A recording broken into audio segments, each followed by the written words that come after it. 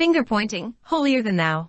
There are many people who are sensitive, and who have social anxieties, that keep them away from the church, but this class can be reached by inviting them to our homes and helping them to feel welcome. Many turn away feeling too filthy to enter the company of the clean. These sensitive souls are slaughtered by finger pointers, and when I say finger pointers I'm referring to those who question and judge rather than seeking to understand, sympathize and heal. Someone doesn't actually have to point their finger. Even the eyes could give a condescending wound. I assure you that heaven is not full of prosecutors, only defense attorneys dwell there. Here I will share a dream that was given to me one night. I was in a dark place and I saw on the path there was swine's blood. There was a hunter with me, and he was staring off into the forest with intense focus as if he couldn't blink. I asked what was going on and he informed me that there was a bear, and that he was a menace. After waiting with him a few minutes I was getting anxious. I didn't want to deal with it, so I asked the hunter if we could just leave. He didn't say anything, but he gave me a look, like as if to say, he's a menace, and if we don't take care of him now, you know he'll cause you trouble later, but if you really want to go we'll go. It was a look of disappointment, but it was still full of love. I imagine it was the same kind of look the father gave the prodigal son, when he wanted to go out and live a life full of foolish choices. So, as we walked back to the truck, the hunter kept looking over in the direction where he knew the bear was. We both got to the truck and opened our doors. He was the driver, and I was the passenger, and just as we were about to get in the truck I looked over at the hunter, and I saw the bear coming out of the forest running fast as lightning. He reached his paw in the driver's side door just before it could be closed. Like in a movie when one scene cuts to another, next thing I know, the bear was riding in the truck between us, dominating the vehicle. He was growling and mushing us and I felt like I couldn't communicate anything. I can't really explain how, but when I woke up I understood the hunter to be my guardian angel, and the bear represented a certain sin in my life at the time, but even more, the bear also represented an unclean spirit, an evil angel whose mission was that particular sin. The bear also had human-like features. This certain sin was a menace in my life, causing problems for me and the neighbors as well. He separated me from my angel and interfered with my travel in this life. He got between me and my tour guide, my angel. The holy angels have the same loving character of Jesus, the same loving character of the Father. They have the Holy Spirit, and we are to have this Spirit too. Jesus would not lay heavy burdens on children, and neither should we. Jesus didn't go around pointing the finger and telling people what they should do. No, but his method was gentle. He simply shared heavenly perspectives that would heal the people from their sins. This is what we are to do, simply share what God has shown us, healing our neighbors, not wounding them or weighing them down. As we share heavenly perspectives, let them work out their own salvation with fear and trembling, and have them behold the face of Jesus. Restore us, O God, cause your face to shine, and we shall be saved. Psalm 80:3. If someone uses what you consider foul language, or you see them light a cigarette, don't immediately scold them. Jesus wouldn't do that, nor would their guardian angels. Take heed that you do not despise one of these little ones, for I say to you that in heaven their angels do always see the face of my Father who is in heaven. Matt 18:10. Is this not the fast that I have chosen, to loose the bonds of wickedness, to undo the heavy burdens, to let the oppressed go free, and that you undo every yoke? Is it not to share your bread with the hungry, and that you bring to your house the poor who are cast out, when you see the naked that you cover him, and not hide yourself from your own flesh? Then your light shall break forth like the morning, your healing shall spring forth speedily, and your righteousness shall go before you. If you take away the yoke from your midst, the pointing of the finger, and speaking wickedness, ISA 58:6-9. The only people who Jesus pointed his finger at were the finger pointers themselves. Much of his teaching was counsel to us that judgmental hearts will not be welcome in heaven. Many of the judgments that people pass are based on assumptions, and unless they can read minds, these judgments are completely uncalled for. They judge things that they know little about. There are many things that we judge which have nothing to do with the kingdom of heaven or the heart, and in reality they oppose the kingdom of heaven. Consider this example. I was in a Bible study, and before it began there was some conversation, and someone said the words, "fucked up."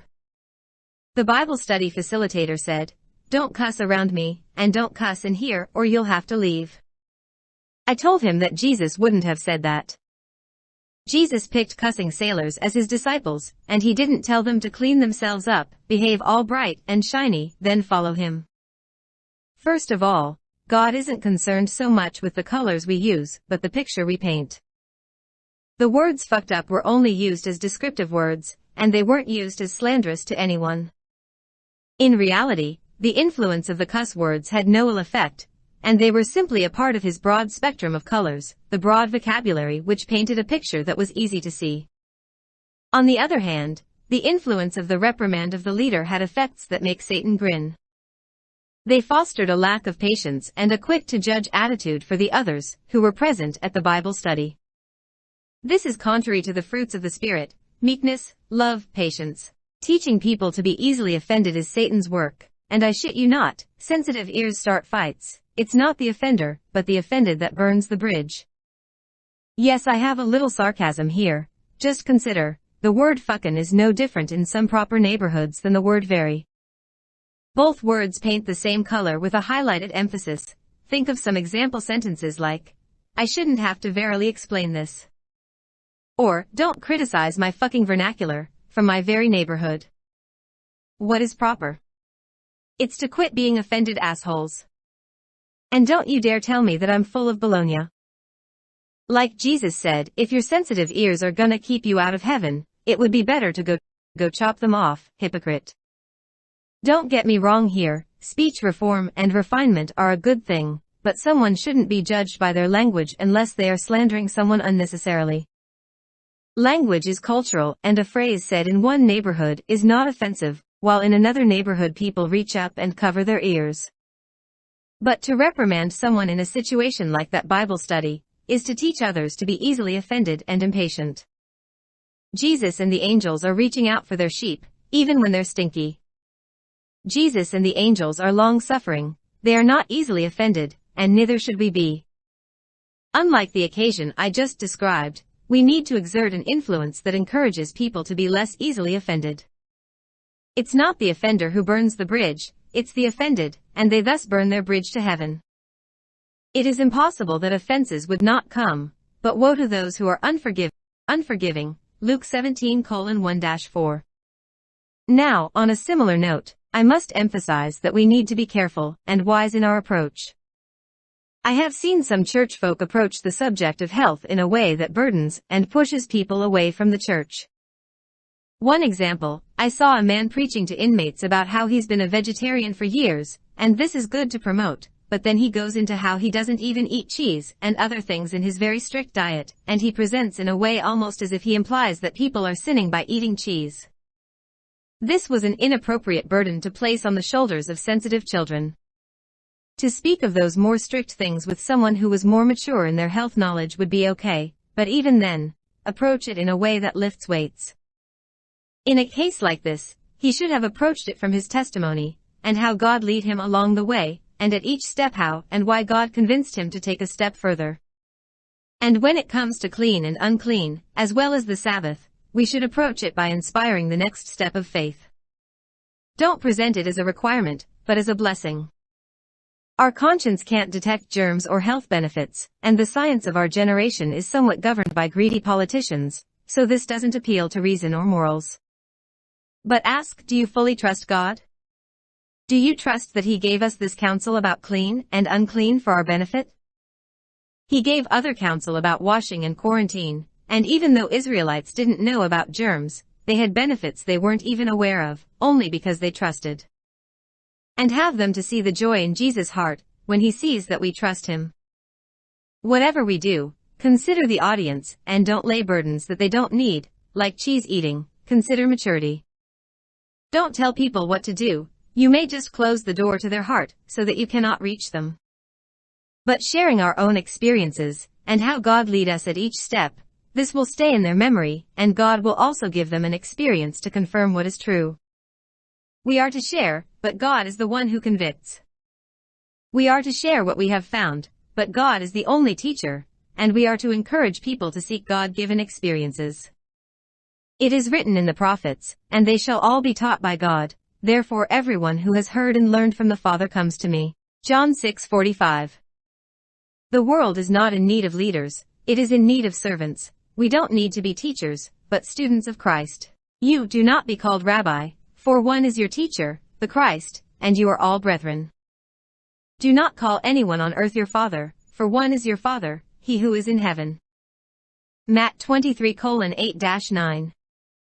The world does not need church leaders, it needs hosts who bring in the outcasts, and provide an atmosphere where no one is above another and everyone can share what God has shown them in their experiences, an atmosphere of students of one teacher, Christ, our Creator.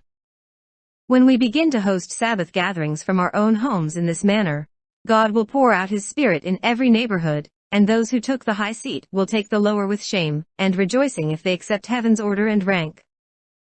And when it comes to finger-pointing attitudes, consider the story of Noah and Ham in Genesis 9:20-27. If you would judge a homeless man, drunk passed out naked in his tent, you share Ham's guilt, and you might as well judge one of God's prophets.